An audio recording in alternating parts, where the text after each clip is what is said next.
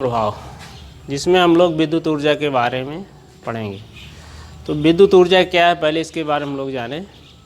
तो चूँकि किसी चालक में आवेश प्रवाहित किया जाता है, तो आवेश के प्रवाहित करने के लिए स्रोत द्वारा ऊर्जा व्यय की जाती है। स्रोत जैसे बैटरी हो गया या और कोई विद्युत स्रोत है, जनरेटर हुआ, उसमें जो ऊर्जा व्यय की जाती है वही विद्युत ऊर्जा कहा जाता है। ठीक है। तो आइए विद्युत ऊर्जा निकालने के लिए हम कुछ सूत्र देखते हैं। तो विद्युत ऊर्जा को हम W से व्यक्त करते हैं।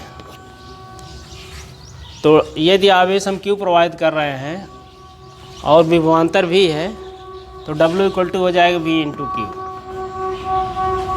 यहाँ पर भी विभवांतर है और Q जो है, तो विद्युत ऊर्जा W equal to V into Q। यहाँ भी विभवांतर है, Q आवेश है और W जो है विद्युत ऊर्जा है। ठीक है।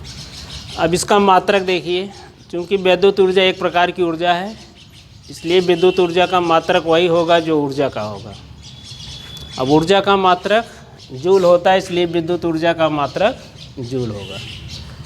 अब जूल को V और Q के रूप में कैसे लिखेंगे, चूँकि V का मात्रक वोल्ट होगा और Q का मात्रक जूल होगा, इसलिए विद्युत ऊर्जा का दूसरा मात्रक वोल्ट इंटू कूलाम होगा, जिसे हम जूल कहेंगे। ठीक है। तो अब इस प्रकार से और देखिए, जब हम इसको और सूत्र इसका निकालेंगे तो V को हम और क्या लिखेंगे, V equal to I into R, और Q को आई इंटू टी लिखेंगे। इसलिए इसका नया फार्मूला जो बन जाएगा वह आई स्क्वायर आर टी हो जाएगा। इसलिए विद्युत ऊर्जा निकालने का आई आर और टी के रूप में ये फार्मूला हो गया नया। आई आर टी दिया रहेगा तो ये फार्मूला यूज़ करेंगे, और V और Q दिया रहेगा तो ऊपर वाला फार्मूला यूज़ करेंगे। तो अब देखिए और अगला फार्मूला, अगर I का मान हम रख देते हैं, यहाँ पर हमने जो फार्मूला यूज़ किया है उसको यहाँ लिखेंगे, चूँकि V equal to I into R और Q equal to I into T. जो फार्मूला यहाँ यूज़ करेंगे ब्रैकेट लिखेंगे। अब अगर हम I का फार्मूला यहाँ लिखते हैं, I इक्वल टू होता है V अपान आर।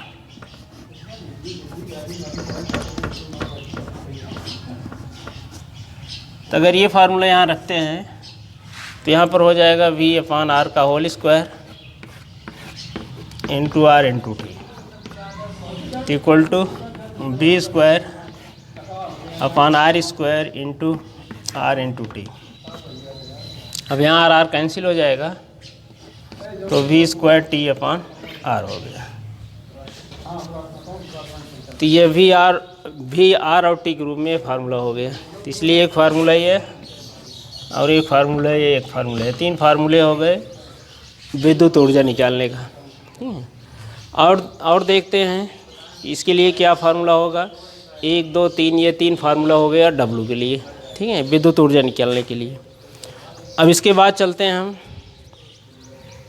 तो, और अब इस पे देखिए न्यूमेरिकल्स वगैरह जो दिए रहेंगे सवाल इस पर, तो ये इन्हीं तीनों फार्मूलों पर आधारित होगा। तो इसलिए अब चलते हैं हम अगली, अब इलेक्ट्रॉन वोल्ट। ठीक है, तो इलेक्ट्रॉन वोल्ट में चलेंगे। अब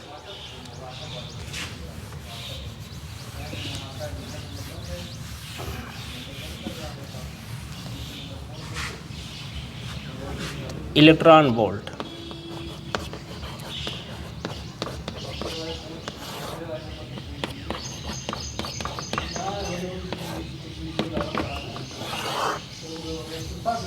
इलेक्ट्रॉन आवेश है और वोल्ट जो है विभवांतर है।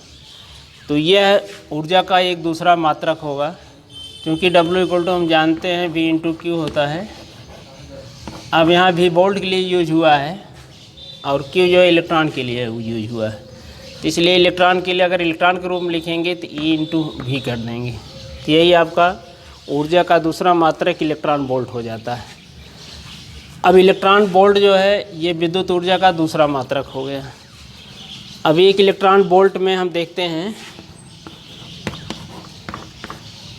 अब इलेक्ट्रॉन पर आवेश इक्वल टू होता है 1.6 इंटू 10⁻⁻19 कूलम।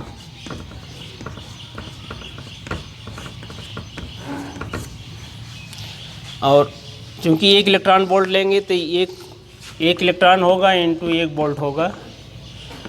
एक इलेक्ट्रॉन के लिए हम 1.6 गुणे 10⁻⁻19 कूलम रखेंगे।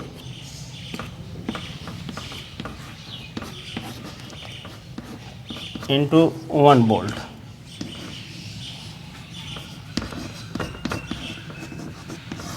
इक्वल टू हो जाएगा 1.6 इंटू 10⁻⁻9 कूलम इंटू वोल्ट।